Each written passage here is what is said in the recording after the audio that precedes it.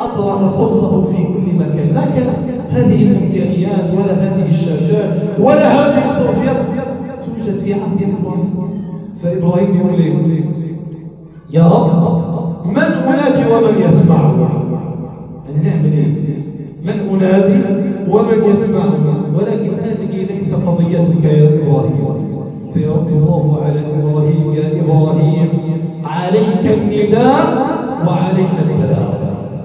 مش مشكلتك البلاغ، ليس مشكلتك أن تبلغ دعوة الله. أنت عليك تأذن في الناس حي على الصلاة فقط، عليك نداء فقط، وعلى الله سبحانه وتعالى أن يبلغهم هذا الآذان في كل مكان.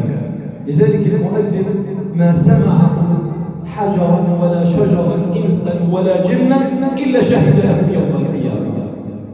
يبقى إيه؟ يا إبراهيم عليك النداء وعلينا البلاغ. فيبلغ الله سبحانه وتعالى لماذا؟ دعوة إبراهيم إلى العالم كله.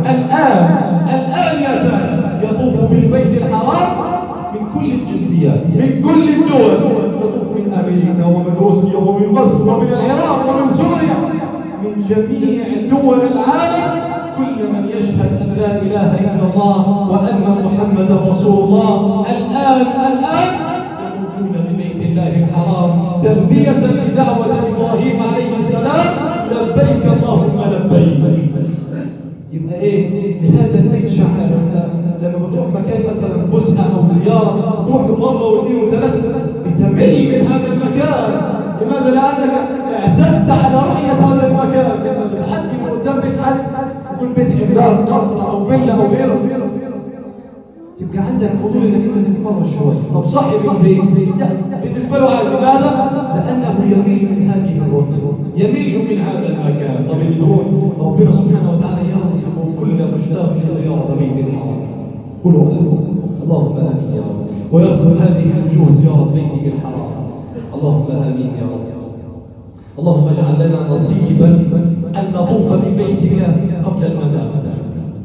هنيئا هنيئا هنيئا لمن لمس حجر الكعبة، هنيئا لمن طاف من بيت الحرام، هنيئا لمن دعا في هذا المكان ولو دعوة. هذا المكان يا سادة له روحانيات لا يشعر بها إلا من ذهب هناك. فهنيئا والله لمن ذهب هناك. يبقى إيه؟ اللي بيروح مرة يبقى عايز يروح تاني. لماذا؟ لعظمة بيت الله الحرام.